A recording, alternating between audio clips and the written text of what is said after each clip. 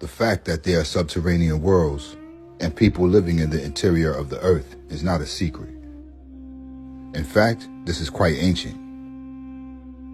In all of the ancient teachings of the Egyptians, Zoroastrians, Mayans, Hindus, etc., there are legends of the inner world. Behind every legend, there can be found some truth, a group of facts around which the legend was built. In the Egyptian Book of the Dead, a strange and mysterious boatman had charge of the souls of the dead.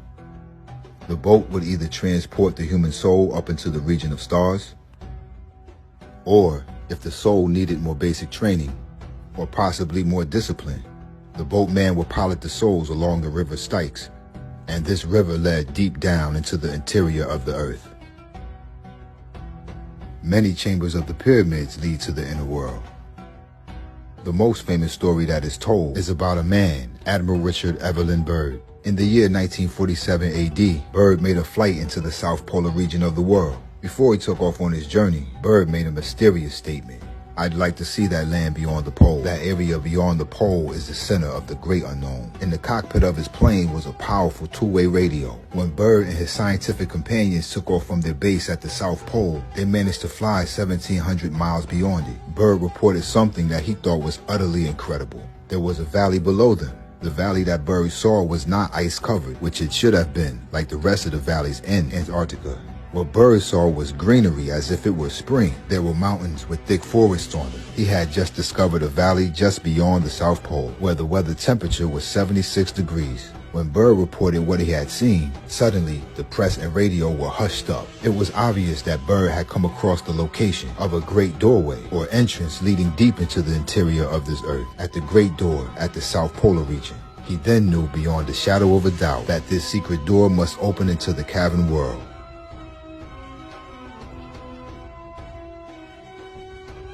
In the year of 1993, Admiral Byrd's nephew, Harley Byrd, was interviewed by Far Out magazine, in which they discussed his beliefs in the inner world. Harley Byrd explains that, and I quote, Admiral Byrd flew into several openings in Antarctica and the Arctic. The fact is, Byrd flew into an active volcano inside of a glacier in Iceland in a small scout plane.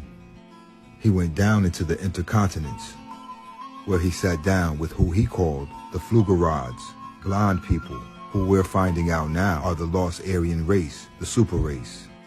The Flugerads are a super race that live in the earth. They took him to this inner chamber, and he met with a lot of aliens. The Sasquatch people were there, about 7 different archetypes.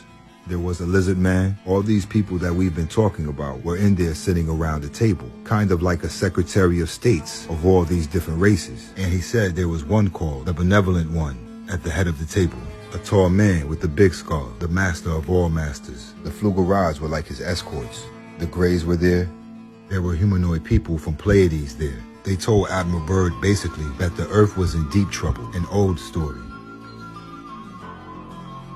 It's out of balance economically, it's out of balance on its axis, it's out of balance spiritually, it's out of balance in every way, and we're spending all our money to destroy ourselves. And obviously, we're not going to be part of the intergalactical community until we change. End quote. He went on to say, and I quote, there are openings all over the planet. It's like Swiss cheese. I've been researching this for 20 years. There are openings under the Mayan temple in Guatemala. There's an opening under the Great Pyramid. All of these places. It's international and top secret. Every country in the world is in a conspiracy to keep people out. Everywhere there is an opening, and they're all around the world.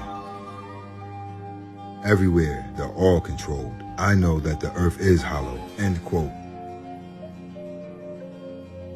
The existence of the inner world has been denied so much until people assume that it is fiction. Everything they teach you in school is a lie. It is a fact that the inner world does exist, and it does have inhabitants.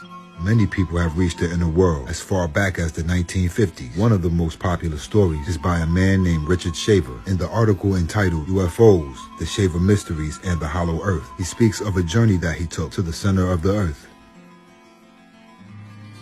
Maurice Doral, born Claude Daggins, who is the highly respected founder of the Brotherhood of the White Temple in Sedalia, Colorado. In his book, he says, in ancient teachings, the earth is hollow and inhabited. Whether it was by accident or intentional, people have given different accounts of how they got there. and their experiences while they were there.